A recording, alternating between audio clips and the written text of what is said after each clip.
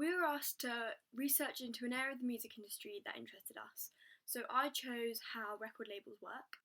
So first I looked at the structure of a record label, and there are 11 key departments. The first being an A&R department, which stands for artist and repertoire. And they basically discover artists, and once they have, they work closely with them, and they try and help develop who they want to be as an artist and how they want to be portrayed and what kind of music they want to make. So then there's an art department, and they basically brand the front of CD covers, or they help create looks for displays, and they basically try to make sure that they are in line with the star's image and how they want to be portrayed. Then there's an artist development department, and they basically help plan the career of the artist and ensure that they have longevity.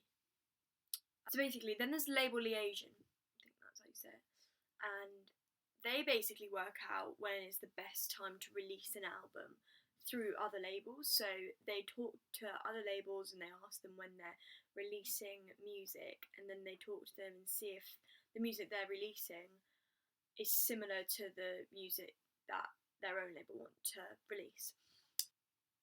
They basically make sure they're not going to release music at the same time as another artist releasing similar music, so they can have the full attention of the audience they're trying to grab. And then there's a legal department. They work with sorting out contracts, and if there's any legal issues, then they're the first that are notified about them. Then there's a marketing department, and they sell all the artist products, such as CDs and if they've got any merchandise, that sort of thing. There's also a new media department, which is fairly new to the departments within the record label, because they work with things such as creating an online presence for the artist and working and creating music videos for them and promoting them. And it's a new area because it's new to the world. Internet is new, social media is very, very new, so it's not a department that's been around for very long, but it's very crucial because a lot of selling is now online. It's now through social media that you sell yourself rather than through other platforms. Promotions, that's another department, and they ensure the artists can end up on the radio or are heard on major TV channels. So if there's adverts going on,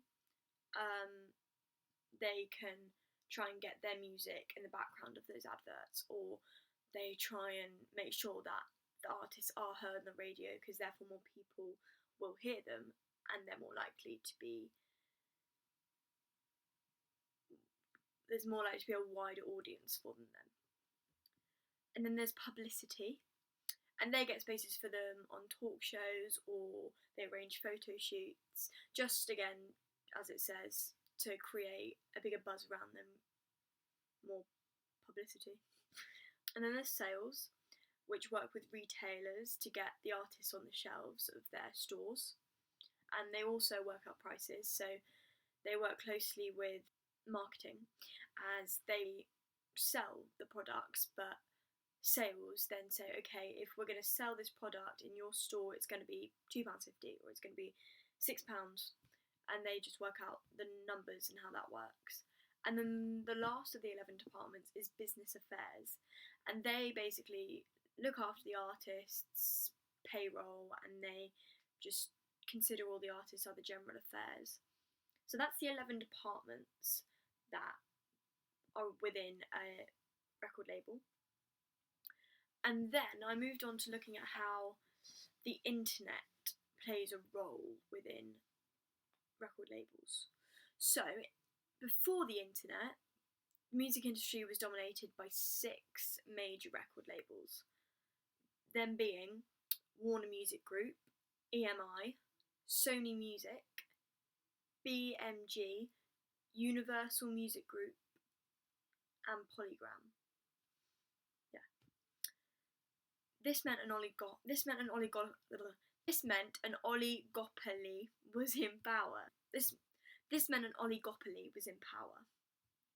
So due to the lack of internet, to record a song or promote it and distribute it, it was really difficult without the help of record labels and really expensive for an artist. So you had to be scouted. There was no other way to sell yourself. But through the help of the internet, artists can now sell themselves by themselves. So they can record songs on phones and they can upload them to YouTube and then promote themselves through their Instagram following. Which means it's a lot cheaper and a lot easier to create your own products and sell them, because you don't have to go to places like Sony Music or Universal or Warner Music to get yourself heard as an artist. Now we only have 3 major record labels, being Sony Music, Universal, and Warner Music. So the pros to the internet, I found, is that the internet allows artists to emerge without being discovered or scouted, and they don't have to share their profits with a label, so therefore they actually create more money for themselves, more revenue. But the cons are that labels are losing money from music sales, and they have to play live more to actually get the income. And then I looked at how stars are found. As I said earlier in the video, they're found or discovered by the A&R department. I found that these are some of the criteria that is met when discovering an artist by the A&R department, being they have to understand the market void. So if they fill a gap that's not in the market, they're likely to be picked up. They have to be consistent in producing good music. So if they only have one good song, it's not really worth signing them, because they're not going to create a lot of money. They're just going to create one EP. So they have to have their own message. They can't just be a copycat of another artist, otherwise it's not really worth being there. They have to be commercial, so they have to sell. People have to want them. They're more likely to create more money if they're very universal. See what kind of current sales they have, if any. It's not too huge, but if they've already got money, it means people already like them and they've already got a following, which is a handy thing to have. A current fan base and influence, again, the same as I just said. They need to be recognised by people already to therefore be seen as somebody worth signing. A passion. They really need to want it, because it's very difficult to be in the music industry, and it's not an industry that is for the faint-hearted. It's tough, and it's for those who are willing to fight. And then they have to have, as cheesy it is, the X factor, which is something that makes them different, something that makes them sellable, something that makes them marketable, something that makes them unique, so they're not just a carbon copy of somebody we already know. They're somebody that is worth the audience's time, the listener's time. Labels tend to now only really sign artists who already have gained some momentum in the market.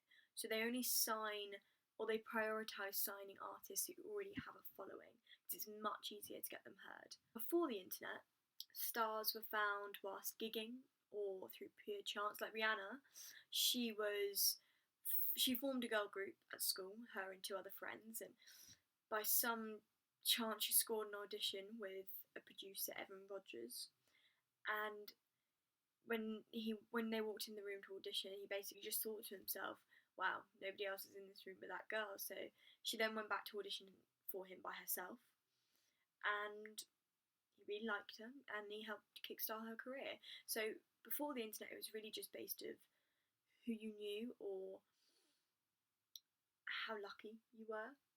But now people can be found by selling themselves. So people like Justin Bieber, he was on YouTube, and he was one of the first people to be scouted off YouTube. It was in 2007, and some music producer was just looking around on the internet and found this 12-year-old boy and went, wow, it's quite good. So, and now 7-8 years later, and he's an absolute megastar.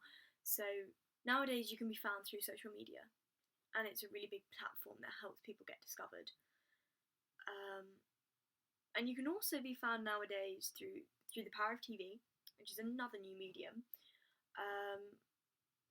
Shows like X Factor or BGT or AGT, they help discover stars, really famous stars that we have today. We have people like One Direction, Little Mix, JLS, Ollie Murs, and Alexandra Burke. They're all really famous and they've done really, really well. They've had explosive careers overnight almost, but all still going today. And so shows like that are really, really easy into the music industry if you do well on them. Then they can really kickstart careers. So that was kind of what I looked into. I was really interested in the things I found out, understand the difference between now and after the internet. It's quite huge, really. It's suddenly allowed just normal people to create a life for themselves without having somebody else to start it for them, which is really mad if you think about it. I think, yeah, I've found out some really cool stuff.